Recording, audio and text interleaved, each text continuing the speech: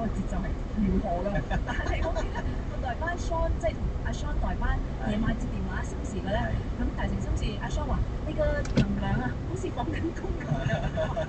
我唔識得拿捏添，但係亦都好。今日係我哋招拉幫啊，係啦，咁即係咩啫？其實住我屋企好近嘅啫，我諗兩條街嘅啫咧，嗰附近嘅啫咧。啊，我隻狗啊，我唔得閒照顧我攞，我俾佢照顧㗎，你都記得。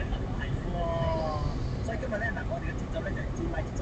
係冇錯。即係可能塞車啊，即係基本上咧，好似翻嚟嗰時候就係呢個咁嘅感覺咯，就係咁嘅感覺啦。就係我哋好了解，係招拉真係好識招拉，係咯，所以我哋好應該做呢個事情，係了解嘅。冇錯，我哋要播多啲歌唔講嘢。係啦，我哋專播歌唔係講咁多嘢，因為講真嘅，因為咧嚟做嘉賓之前咧，啱啱之前有 test 過，喂，你哋通常係有啲乜嘢特別注意㗎？要講啲乜嘢？咁我除咗 set 咗一堆 list 俾佢之外咧，佢問我可以講啲乜嘢？